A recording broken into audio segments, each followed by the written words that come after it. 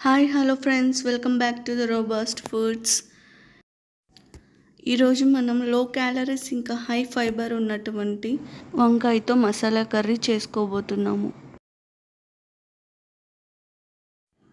వంకాయలతో ఇలా ఎంతో టేస్టీగా మసాలా కర్రీ చేసుకోవడానికి కావలసినటువంటి పదార్థాలు: పావు కేజీ నల్లని వంకాయలు, అల్లం వెల్లుల్లి పేస్ట్, జీలకర్ర, ఉప్పు, పసుపు, గరం మసాలా, కొత్తిమీర, ఇక్కడ వీడియోలో చూపిస్తున్నటువంటి కొన్ని మసాలా దినుసులు, ఒక 5 ఎండుమిర్చి, చిన్న నిమ్మకాయ సైజ్ అంత చింతపండు, 2 ఆనియన్స్, ఒక చిన్న కొబ్బరి ముక్క, 3 టేబుల్ స్పూన్ వేయించినటువంటి పల్లీలు, 1 టేబుల్ స్పూన్ జీలకర్ర. మనం తీసుకున్నటువంటి మసాలాలు ఇంకా ఎండుమిర్చి కలర్ చేంజ్ అవ్వకుండా డ్రై రోస్ట్ చేయండి.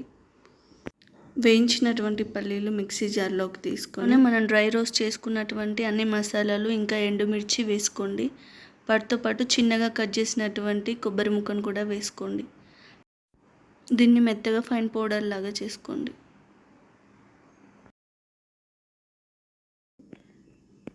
ఇప్పుడు దీంట్లో 1 టేబుల్ స్పూన్ సాల్ట్ వేసి కలిపి పక్కన ఉంచుకోండి. సాల్ట్ మీరు మిక్సీకి ముందైనా వేసి కలుపుకోవచ్చు.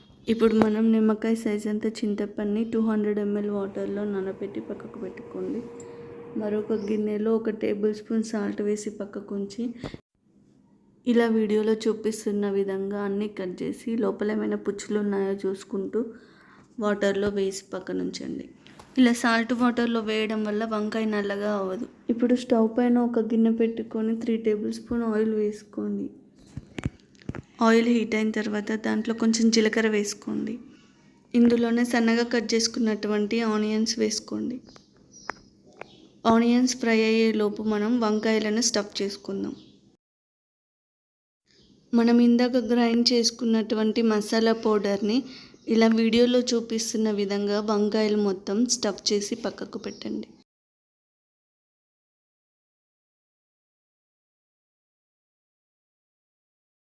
ఆనియన్స్ బాగా ఫ్రై అయిన తర్వాత దాంట్లో 1 టేబుల్ స్పూన్ అల్లం వెల్లుల్లి పేస్ట్, 1 టేబుల్ స్పూన్ పసుపు వేసి మంచిగా కలపండి.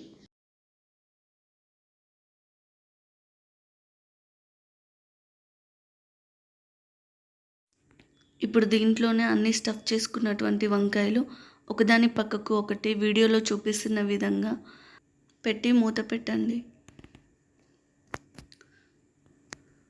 కొద్దిసేపటి తర్వాత మూత తీసి వంకాయలను మరొక వైపుకి తిప్పి ఉంచండి.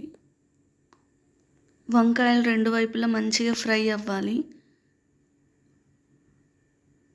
అటు ఇటు తిప్పుతూ మొత్తం ఫ్రై అయ్యే వరకు ఉంచండి.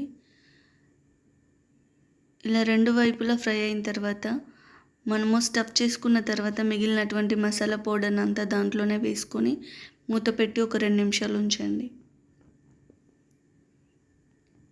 ఇప్పుడు దీంట్లో మనం తీసుకున్నటువంటి చింతపండు రసాన్ని వేసుకోండి.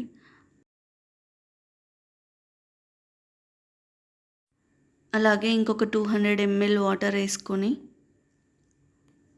ఒకసారి మంచిగా కలిపి 1 టేబుల్ స్పూన్ మసాలా పౌడర్ వేసి కొంచెం కొత్తిమీర వేసుకొని ఈ పులుసు చిక్కబడేంత వరకు ఉంచండి.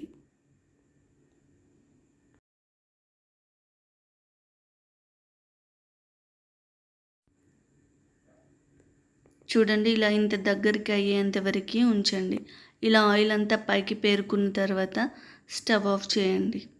అంతే, ఎంతో టేస్టీగా ఉండేటువంటి బ్రింజాల్ మసాలా కర్రీ రెడీ.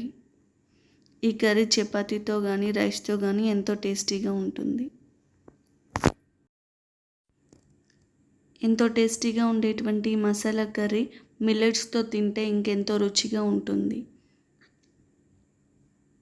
ఈ వీడియో కనుక మీకు నచ్చినట్లయితే లైక్, షేర్, కామెంట్ చేయండి. ఇలాంటి మరిన్ని వీడియోస్ కోసం సబ్స్క్రైబ్ చేసుకోండి.